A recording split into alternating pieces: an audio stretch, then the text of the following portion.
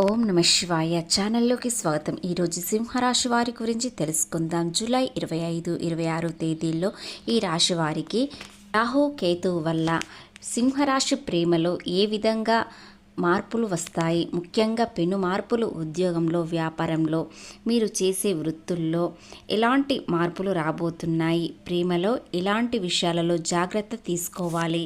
జ్యోతిష్య శాస్త్ర ప్రకారం గోచార గ్రహాల యొక్క కదలికల్ని బట్టి మానవుల యొక్క జీవితం ఏ విధంగా ఉంటుంది అని తెలుసుకోవచ్చు. కాబట్టి ఈ రాశి వారి సింహరాశి వారిలో ప్రేమ ఏ విధంగా ఉంటుంది, ఎలాంటి పెను మార్పు వస్తుంది, వీరి వృత్తుల్లో ఉన్న వారికి జీవితం ఏ విధంగా ఉంటుంది అనేవి పూర్తి గోచార ఫలితాలు తెలుసుకుందాం. ఎక్కడ స్కిప్ చేయకుండా పూర్తిగా విన్నట్లయితేనే సింహరాశి వ్యక్తి ప్రేమ ఏ విధంగా ఉంటుంది, వీరు ఆర్థికంగా ఎదగడానికి ఎలాంటి అవకాశాలు ముందుకు వస్తున్నాయి, ఎలాంటి విషయాలలో జాగ్రత్తగా ఉండాలి అని తెలుస్తుంది. శ్రీ నీలంపాటి లక్ష్మి అమ్మవారి జ్యోతిష్యాలము. జ్యోతిష్యం చెప్పబడును, స్త్రీ వశీకరణ, పురుష వశీకరణ చేయబడును. గురువు గారి ఆశీర్వాదంతో 100% ఫలితాలు దక్కును. కుటుంబ సమస్యలు, ఆర్థిక సమస్యలు, ఆరోగ్య సమస్యలు, వివాహ సమస్యలు, ప్రేమ పెళ్లి సంబంధం, కోర్టు సమస్యలు, భూ వివాదాలు, వాస్తు దోషాలు, గ్రహదోష నివారణ చేయబడును. గురూజీ శ్రీ బాలాజీ రాజు గారు. మీరు సంప్రదించాల్సిన సెల్ నెంబర్ 9618666312. ముఖ్యంగా ఈ రాశిలో శుక్రుడు అలాగే కేతు, ఈ రెండు ముఖ్యమైన గ్రహాలు కలిసి సంచారం చేస్తూ ఉన్నాయి.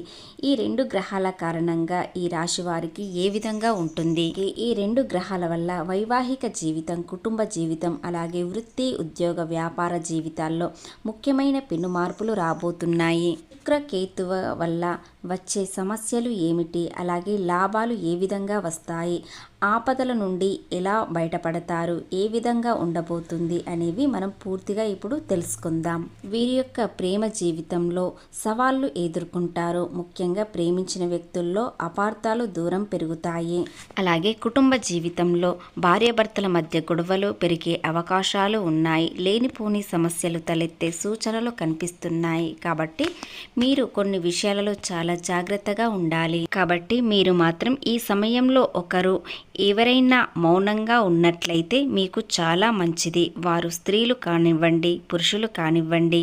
మనకు అంత అనుకూలంగా లేనప్పుడు కాస్త మౌనంగా ఉండడం మంచిది. సానుకూలంగా ఉన్నప్పుడు మాత్రమే మాట్లాడండి. మనకు సమయం వ్యతిరేకంగా ఉన్నప్పుడు, అంటే కొన్ని సమయాల్లో ఇక్కడ గ్రహాలు మనకు వ్యతిరేకంగా ఉన్నప్పుడు మన వైపు ఎంత న్యాయం ఉన్నా కూడా అవతలి వారు ఒక మాట అన్నా కూడా అది తీవ్ర పెను ప్రభావం దారితీస్తుంది. అది మన కుటుంబ జీవితం పైన, మన వృత్తి, ఉద్యోగ, వ్యాపారం పైన ప్రభావం చూపే అవకాశాలు ఉన్నాయి. కాబట్టి ఈ సమయంలో కాస్త మౌనం పాటించినట్లయితే సరిపోతుంది. ఇక వృత్తి, ఉద్యోగ, వ్యాపారాల్లో ఏ విధంగా ఉంటుంది? రాశి వారికి వీరి చుట్టూ కాస్త నెగిటివ్ అనేది ఎక్కువగా పెరుగుతుంది. మీ ముందుకు అవకాశం వచ్చినా కూడా వాటిని పట్టించుకోకుండా వెనుకడుగు వేస్తారు. మీకు ఆ అవకాశం మంచిది అనుకోరు.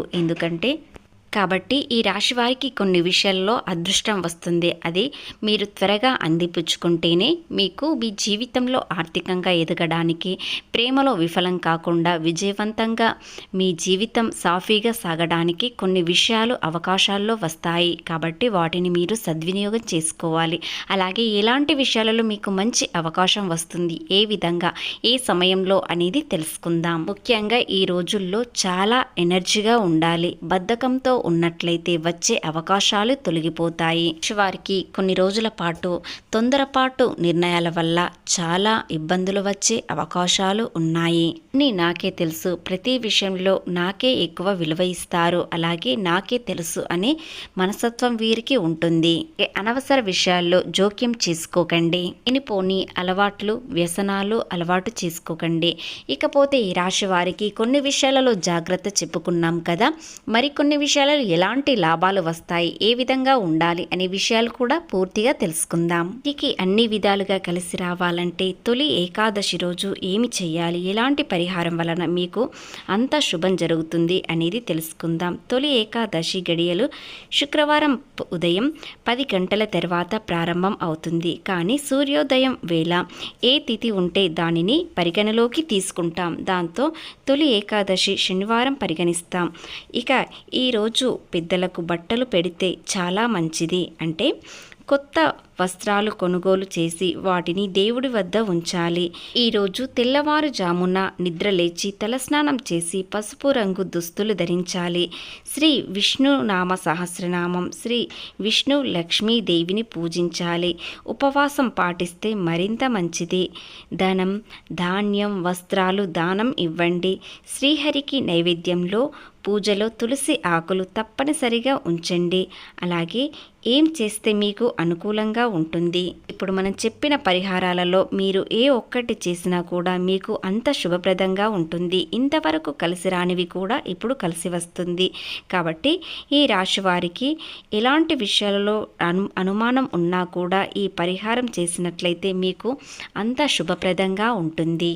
అలాగే ఈ రాశి వారికి ఆర్థిక వృత్తి రంగాలలో బుధుడు శుభ పరిమాణాలను తీసుకురాగలదు.